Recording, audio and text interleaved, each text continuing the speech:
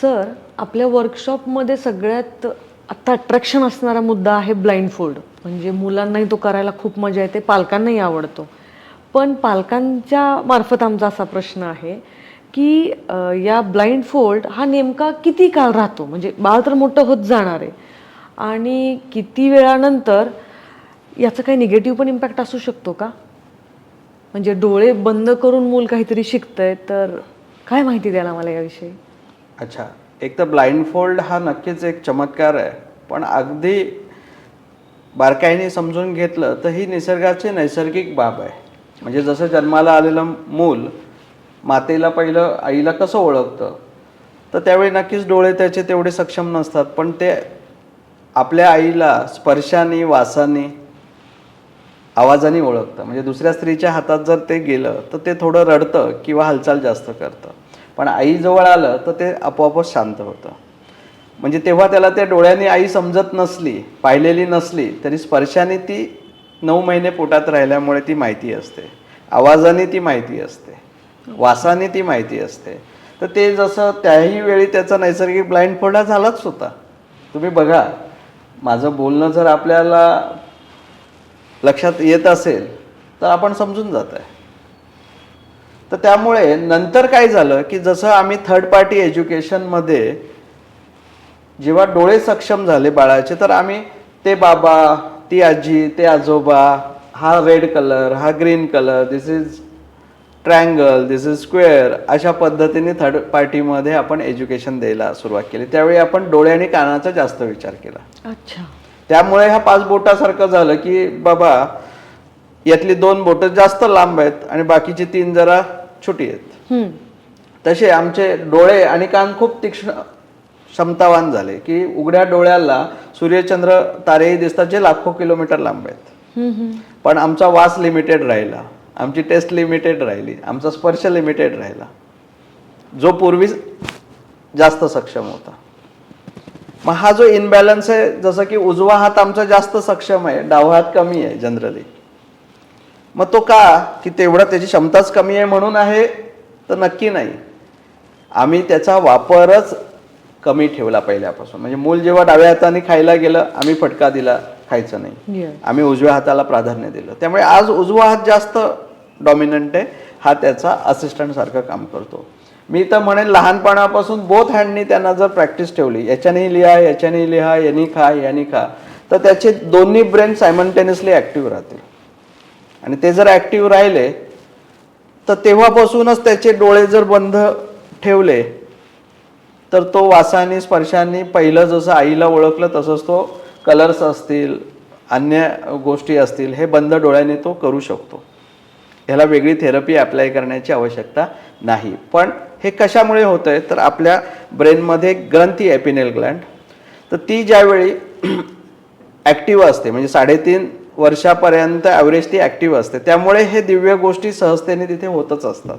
अच्छा. म्हणजे बाळ तेवढं लहान असतं पण सगळ्याच गोष्टी ग्राफ्स करत असतं. ते भाषा त्याच वयामध्ये हळूहळू शिकतं, बाबा बोलायला, पप्पा बोलायला, ऐकून, महसूस करून.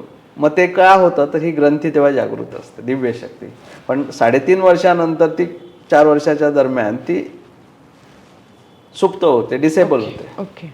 मग निसर्गाने ती सुविधा ठेवली की ती पुन्हा आपण रिएनेबल करू शकतो, आणि ते आपण ह्या वर्कशॉपच्या माध्यमातून करतो की पिनेल ग्लँड रिॲक्टिवेट करतो किंवा तो थर्ड आय रिॲक्टिवेट करतो.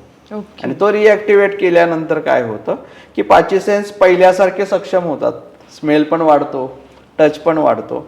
आणि मग आम्ही डोळ्याला पट्टी बांधतो ॲज अ लिटमस म्हणून, टेस्ट म्हणून, की पर्पजली डोळे बंद केले तर पहिल्यासारखी जसं आईला ओळखलं, अन्य गोष्टी बाळ तेव्हा ओळखायचं, तसं ते कलर वगैरे सगळं ओळखतं, कारण ऑलरेडी इथे पॅटर्न्स बनलेले आहेत. तो फक्त वासाने इन्फॉर्मेशन पाठवतो, स्पर्शाने इन्फॉर्मेशन पाठवतो ब्रेनला, आणि ते कळायला लागतं. त्यामुळे तुम्ही याला चमत्कार म्हणून पाहिलं तरी हे दिव्य आहे, कारण समाजामध्ये ज्यांनी हे ॲक्टिवेट नाही केलं त्यांची मुलं अशा पद्धतीने सेन्स करताना दिसत नाहीत, त्यांचं लिमिटेड आहे. आणि तुमच्या मुलांनी थेरपी अप्लाय केल्यामुळे त्यांचं वाईट झालंय, इनेबल झालंय. ओके. त्यामुळे ते पूर्ण क्षमतेने ते सेन्सेस काम करतात. आणि सेन्सेस करतात काय, तर त्यांचं काम आहे ब्रेनला इन्फॉर्मेशन कलेक्ट करणं, रिसिव्ह करणं, म्हणजे ज्ञान वाढवणं. मग तुम्हाला इच्छा आहे का तुमच्या मुलाचं ज्ञान वाढलं पाहिजे? 100%. मग ज्ञान वाढण्यासाठी ही थेरपी पहिली कामाची आहे. आणि मग तुम्ही विचारलं की तो जेव्हा ब्लाइंडफोल्ड होतो हे तात्विक आहे, हे फक्त प्रेझेंट करण्यापुरतं आहे, पुन्हा थोड्या दिवसांनी ते निघून जाणार आहे, तर नाही. जशी डोळ्याची दृष्टी आज सूर्यचंद्र तारे पाहू शकतात, तसा वास तुमचा वाईट झाला, स्पर्श तुमचा वाईट झाला, टेस्ट तुमची वाईट झाली, तर ती पुन्हा अगदी म्हातारपणी जसं आपले सेन्सेस थोडे कमी होतात त्यावेळेपर्यंत ती सक्षम राहणार आहे. म्हणजे ते मूल ज्यावेळी वयस्कर होईल त्यावेळी नातवंडांना सुद्धा ते ऍक्टिव्हिटीज ब्लाइंडफोल्डनी करून दाखवू शकतो, एवढापर्यंत ते स्टेबल राहतं. ओके. आणि ते अप्रत्यक्ष रोज वापरलं जातं, आपल्याला लक्षात येत नाही, आणि त्यामुळे मुलाची क्षमता वाढत जाते. त्याचं कॉर्डिनेशन, 2 ऑड ॲक्शन्स तो 2 हातांनी लिहायला लागतो, बंद डोळ्यांनी वाचायला लागतो, काही स्केटिंग करेल बंद डोळ्यांनी, सायकलिंग करेल, अन्य वेगवेगळ्या ॲक्टिव्हिटीज तो करू शकतो, ड्रॉइंग करू शकतो. आणि याचा साईड इफेक्ट, निगेटिव्ह बाजू काहीच नाही, कारण हे नैसर्गिक आहे, निसर्गाने मानवामध्ये ठेवलेली ती क्षमता आहे. ज्याला कळली तो वाल्याचा वाल्मिकी झाला. ओके. तर इतकंच ते ब्लाइंडफोल्ड आपण पाहिलं तर माझ्या दृष्टीने ती ओनली लिटमस टेस्ट आहे. जरी तो चमत्कार असला तरी महत्त्वाचा आहे. त्यामुळे कॉन्सन्ट्रेशन वाढणार आहे, ग्रास्पिंग वाढणार आहे, कॉन्फिडन्स लेवल मुलांची वाढणार आहे, IQ, EQ, AQ, CQ ते वाढणार आहे, बिहेवियरमधले चांगले चेंजेस मुलामध्ये येणार आहेत, आणि त्याचं फायनली अकॅडमिक्समधलं, त्याच्या आवडत्या ॲक्टिव्हिटीजमधलं जे आउटपुट आहे ते just like a celebrity type होणार आहे. तर नक्कीच तुम्ही तुमच्या मुलाला त्याच्या क्षेत्रातला सेलिब्रिटी करू इच्छिता तर तुम्ही हे ब्लाइंडफोल्डचं आकर्षण म्हणून का होईना, पण तुम्ही ही थेरपी त्या मुलावर अप्लाय करावी असं मी आवाहन करेन. Great. Thank you for the information. Thank you.